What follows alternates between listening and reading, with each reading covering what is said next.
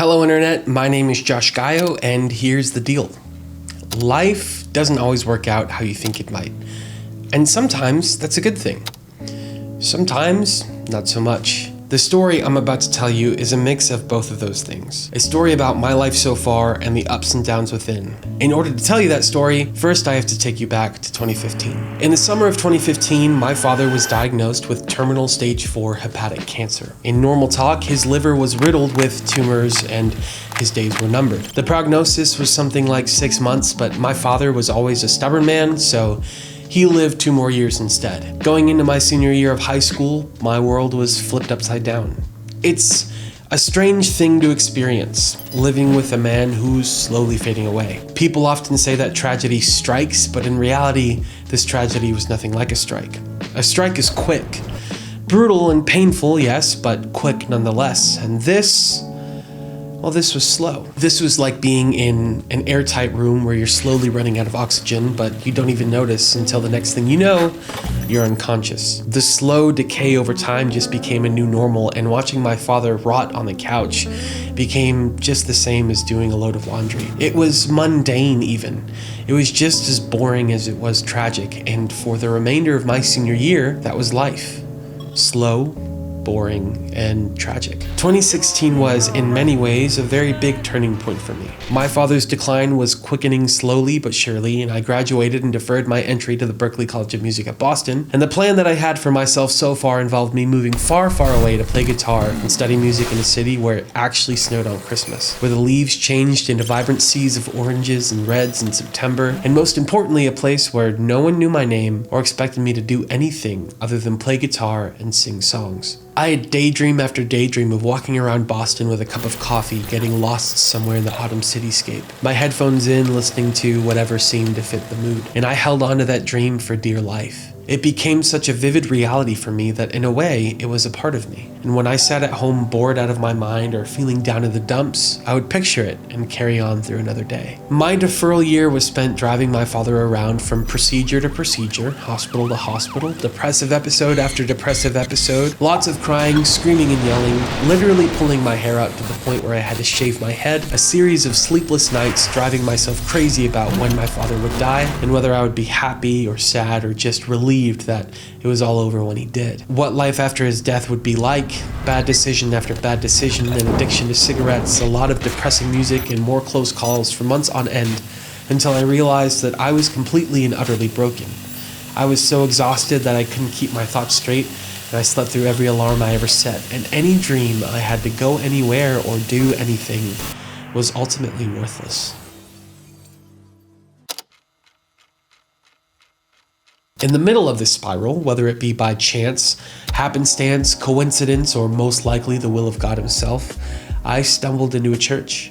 I didn't want to go, but my father dragged me, and he knew how to play his death sentence to get me to do something. I still have no idea why I stuck around, but I did nonetheless, and the people there quickly became friends. They eventually became family, and without them, I don't know if I would have survived the summer of 2016. Of these new friends, Christian and Hannah became the closest to me. Christian offered me a job working with him, and since I had literally nothing else to do with my life now, I figured I may as well accept. And that's why I'm still instilling countenance to this day. We spent every day working together, going back to his apartment, playing video games, drinking way too much coffee, staying up way too late, and eating way too much junk food. Before we knew it, we were the closest of friends, just living life together through thick and thin. One thing you need to understand about Christian and Hannah is that they love Disneyland. I had never thought much about the happiest place on earth, nor did I think such a place was truly real, but they would tell me tale after tale about how magical of a place it was. Christian could rattle off stories and trivia about this park for hours at a time, and whether I liked it or not, I would surely listen to every single word he had to say about it. It was in the summer of 2016 that he promised me that once I got married, he and Hannah and me and my future wife would all get on a plane together and fly to California to see the Magic Kingdom together. It should go without saying that while I believed Christian truly wanted such a thing to happen,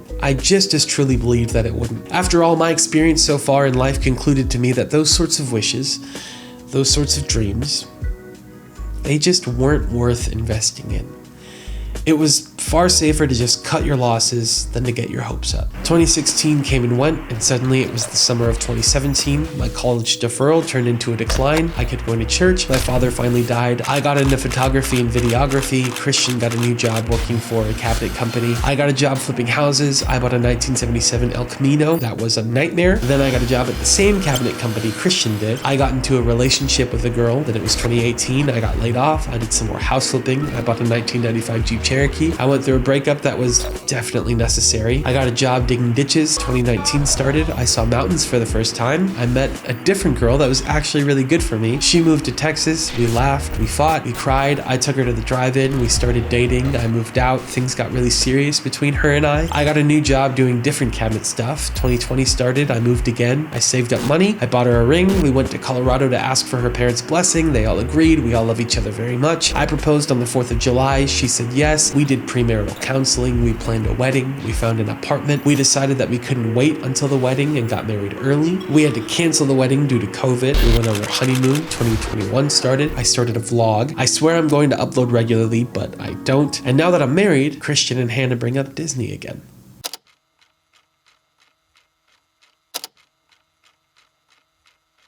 By now it had been 5 years since Christian promised to bring me to the Magic Kingdom, and a lot had changed. I had changed. And so this time, rather than just dismissing the idea, we planned. We booked our stays, our rental car, our flights, our Disneyland tickets, and at 5 a.m. on an August morning in 2022, we headed out to the airport. We flew in over the Rockies, over San Bernardino, into Orange County. We drove all over up and down the mountain range through the cities until the day finally came for us to wake up before the sunrise and drive down the mountain range once again to Anaheim. We checked into our hotel, dropped off our things, walked to the park, got through security, and suddenly we were in Disneyland. It was so surreal that it didn't even sink in until we started walking down Main Street, and I could see the castle standing proud above the park. We sat down to have our Mickey waffle breakfast, and we were all grinning ear to ear. After 6 years of talking about it, the four of us were sat there in Disneyland eating breakfast together. Every corner had something to look at, every window, every character and cast member walking around, the excitement of the crowd roaming to and fro. It was all part of the childish excitement that in many ways felt foreign to me. I can't tell you every single thing we did and saw because it was more than I thought was possible to pack into a day. For the longest time, I thought that being in that place, seeing the things I'd been hearing about for years, tasting the food, riding the rides, and experiencing all the handcrafted wonder that Disney entails would all become another dead pipe dream.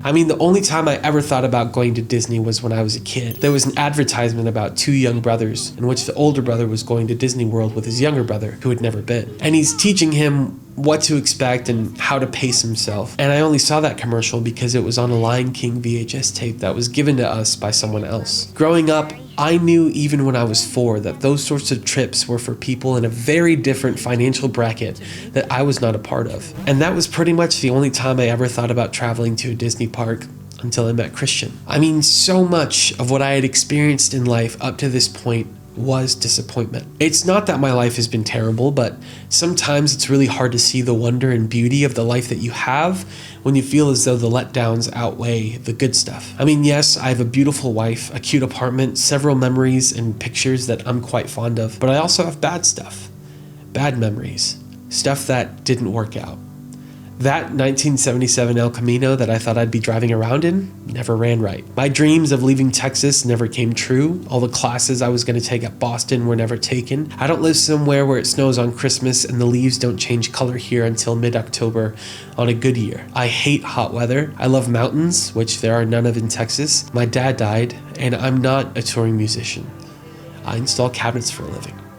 And it would be a shame if that was the end of it. What a disappointing conclusion it would be if I learned nothing over the years and continued to expect that life is just a miserable series of misfortunes. When all was said and done at Disney, we headed to the beach. We picked a spot that wasn't too busy, picked up some chairs and some umbrellas, got some snacks, and I laid in the sand and I thought about the days before. I thought about standing in line with Christian when the park was about to close, waiting to ride Space Mountain for the second time that day. I thought about seeing Hannah's face light up when she tasted beignets in New Orleans Square after dinner. I thought about watching fireworks explode above a literal fairy tale castle. And I thought about how I finally understood the years of conversation regarding Disney rides and foods. And believe me, there was a ton of food. A couple $100 worth of foods. From Mickey waffles to Matterhorn macaroons to Tigger tails to Spanish Buzz Lightyear spicy churros. There were so many little things we dreamed about that had finally happened. And I realized something. Something I've been taught before and something I'm sure I'll be taught again,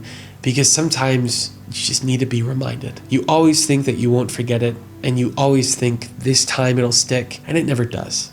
I learned it when I went to Colorado and saw mountains for the first time. I learned it when I got my first actually working car. I learned it when I got my second working car after the first one went kaput. I learned it when I got married, and I learned it again at Disneyland. And who knows where or when or how I'll learn it again. But that thing that I learned, that oh so important thing that I know I will forget and I know that I will be reminded of, is this. Things may not always work out how you wanted or how you thought.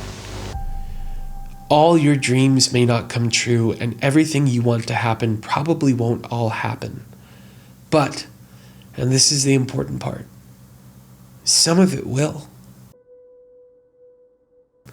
And that sum, that comparatively small percentage of things that work out for you, the dreams and promises and hopes that are fulfilled, make everything else worth it. Not only that, but that comparatively small percentage of things that work out for you put everything else into perspective. Life won't always be mountaintops and fairy tales, but sometimes it very well may be. And isn't that something worth believing in?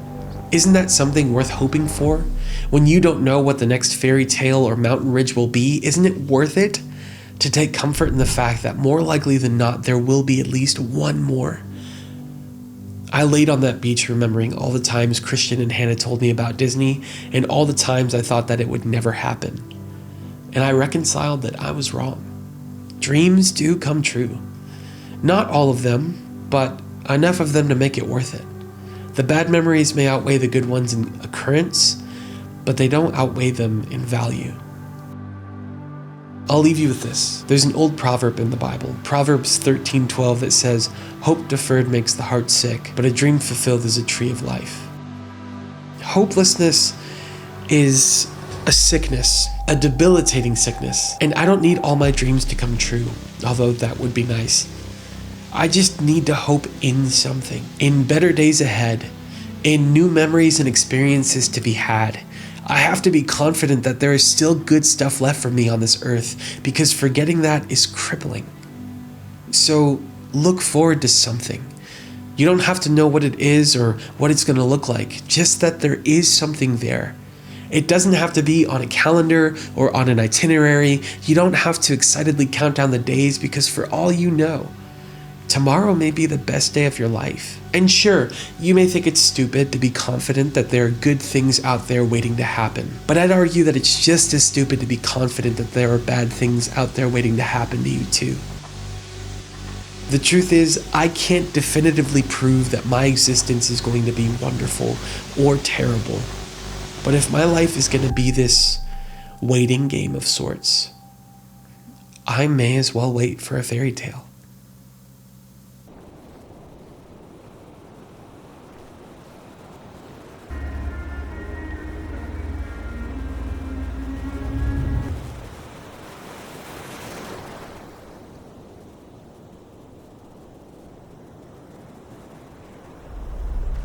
Well, thank you all so much for watching and for sticking around. I know that this has been a wild ride, and I think this is officially the end of season 1 of From Here to There. So I have no idea what season 2 looks like. I don't even know if there's going to be a season 2. I don't know what I'm doing. All I know is that making videos and music and all this other stuff is something I'm passionate about. So Thank you for sticking around. Thanks for watching, and I hope to see you again really, really soon. Bye. Oh, also like and subscribe if you want to do that stuff. Okay, bye.